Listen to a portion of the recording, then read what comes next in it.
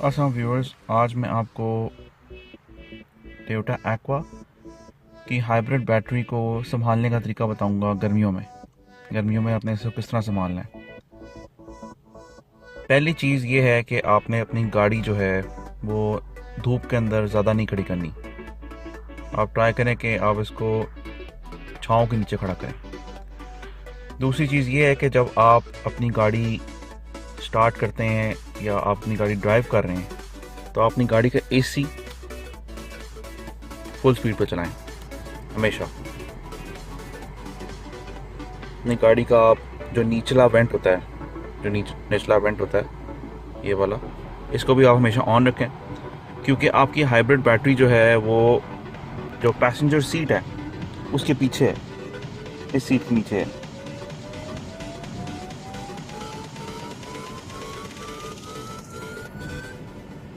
आपकी hybrid battery यहाँ पे है और ये इसका वेंट भी है यहाँ पे, जहाँ से हवा अंदर जाती है, ये इसका वेंट है। तो आपकी हवा नीचे से जाएगी तो हाइब्रिड बैटरी आपकी ठंडी रहेगी और आपकी हाइब्रिड बैटरी को मसला नहीं होगा कभी।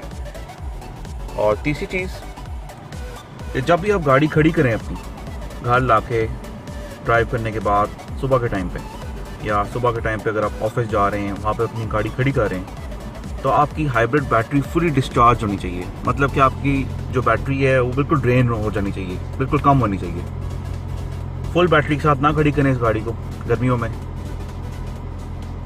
ये मैंने टोयोटा के फॉर्म पे भी पढ़ा था और ये बेहतर होता है कि आपकी गाड़ी इस तरह आपकी बैटरी बची रहती है, क्योंकि बैटरी जो होती है गर्मी में खड़ी हो के तो गाड़ी की बैटरी जो है वो गर्म हो जाती है, तो उससे मसला भी आ सकता है, वो ख़राब जल्दी हो सकती है।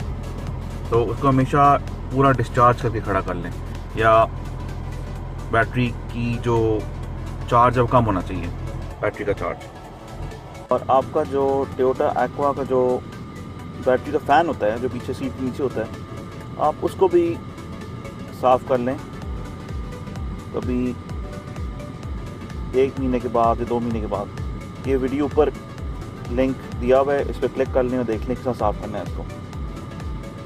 एक और चीज़ इसका आपने ख्याल रखना है कि जो इन्वर्टर कूलेंट होता है इसका आपका जो लेवल होता है वो फुल और लो के दरमियान में होना चाहिए।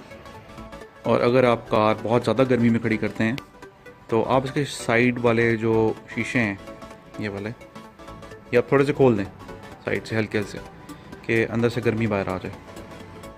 ये कुछ आसान हल हैं जिसकी वजह से आपकी हाइब्रिड बैटरी जो है वो आपको ज़्यादा अरसा निकाल जाएगी आपका, और आपको बदलनी नहीं पड़ेगी।